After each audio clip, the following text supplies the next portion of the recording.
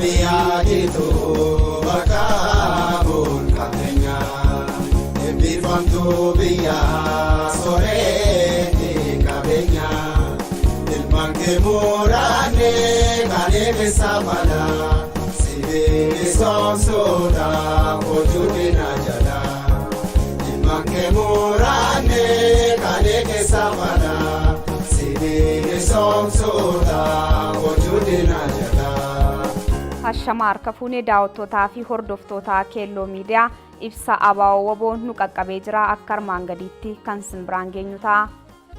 Ibsa adda bilisummaa Oromoo ABO WBO alaabaan ABO mallattoo fakkii fi qabeenyaa adda bilisummaa Oromoo fi uummata Oromooti. Alaabaa Oromoo ibsituu dukkanaa guyyaas dhaabbannee gabrummaa raabaan jennee faarfannu kan moggaa lamaan irraaf jalaan diimtuu gidduun magariisa walakkaansii aduu handhuurtisee odaa mataa gubbaan urjii diimtuun mul'attu hiikaaf waan bakka buutu qabdi. Diimaan moggaa lamaanii fakkii dhiiga uummanni Oromoof waraanni bilisummaa Oromoon bara dheeraa diddaa cunqursaaf bilisummaa gonfachuuf dhangalaasee fi dhangalaasaa jirudha.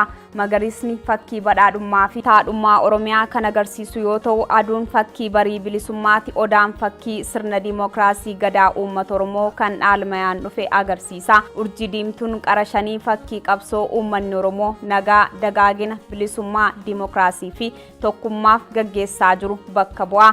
Itti fufuudhaanis ibsi ABO WBO itti dhimma ba'uu alaabaa Oromoo laalchisee ABO'n heerasaa aangoo 4 qabxii 4 tuqaa 1 keessatti asxaaf alaabaan ABO mallattoo fakkii fi qabeenyaa ABO'tiif uummata Oromooti jedha.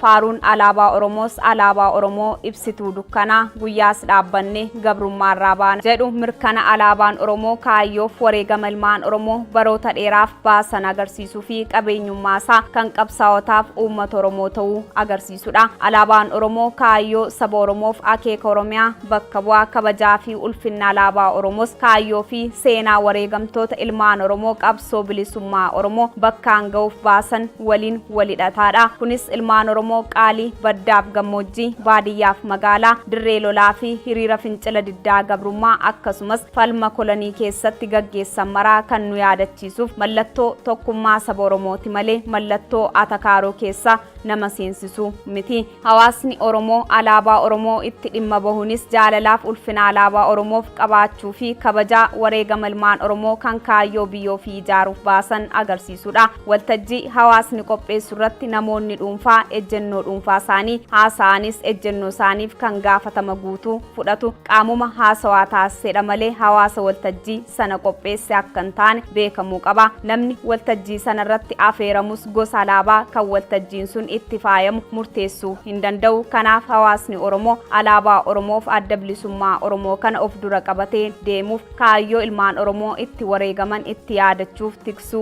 akka ta'ee fi qaama seenaaf jireenya uummata Oromoo ta'uu hubachuu feesisa. Yeroo hedduu kan ajandaa garaagarummaa uummata Oromoo babal'isan kan uummata Oromoo wal dura dhaabuuf bocan diinota Oromooti. Oromoo gargar qooduun karoora diinaa waan ta'eef Oromoon dhimma amantaa lagaaf yaadota garaagarummaa Oromoo gidduu dhalchan yeroo afarsu keessa hin jirru. Kaayyoo Oromoo wareegama ilmaan isaatti xumuratti tolchuuf humna jabaatti of jijjiiruuf irreesaa jabeeffachuun murteessaa waan ta'eef yeroon kun yeroo Oromoon hundi roga hundaan ilaaf ilaameen mari'atee kaayyoo ilmaan isaa itti wareegamanii bakkaan ga'uuf yeroo itti hojjetudha malee yeroo itti wal dura dhaabbatu akka hin taane ajajaa olaanaa ABO WBO gad jabeessee hubachiisa. Injifannoon uummata Oromoof ajajaa olaanaa ABO WBO waxabajjii 9 bara 2022.